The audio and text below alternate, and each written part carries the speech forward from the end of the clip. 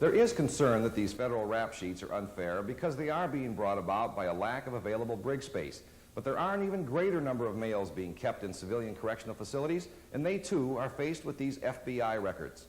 Our SECNAV instruction, which governs confinement, simply states that when a military confinement facility is not available, we can use a federal Marshal Service approved jail or other confinement facility.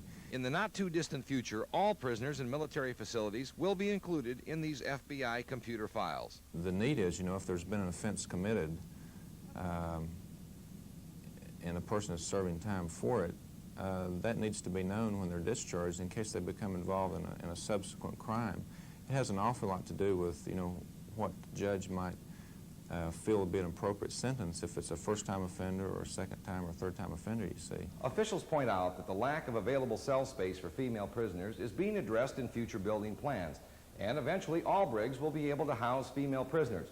However, the problem may worsen before it gets better. Of 12 brigs presently under inspection by the Navy, 3 have already been declared substandard and the prisoners removed because of potential life-threatening hazards. More in this report from Petty Officer Bill George in Philadelphia.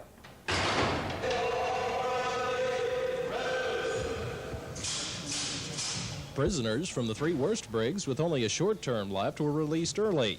Serious offenders with long-term sentences were transferred to other brigs such as this one.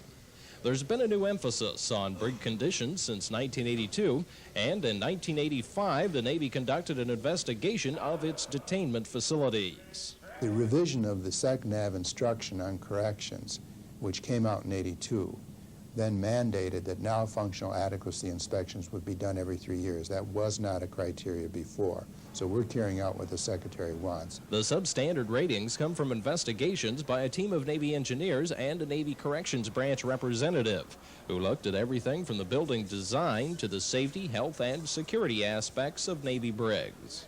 The 3 that we've gone to were very serious condition. We've got wood frame buildings over 40 years old. If I got into the whole details of it, it just came down to the fact that we better not house prisoners in there anymore. Brigs are rated Alpha through Delta, Alpha being the best, Delta the worst. Prisoners have already been moved out of 3 brigs, and 9 others are rated as Deltas. Some of the brigs are just too old to be safe, especially from fire. If we determine that the building is so far gone now that it is not safe to house prisoners, either from a fire safety code or from a security code, if it's going to cost 50% of what it would cost to replace the building, then we just say we'll have to build new. Mr. Ward said that it's a prisoner's constitutional right to be provided safe detainment facilities. Some of the substandard brigs will now be updated, while others will be replaced. For Navy News This Week, from the Navy Brig in Philadelphia, I'm Petty Officer Bill George.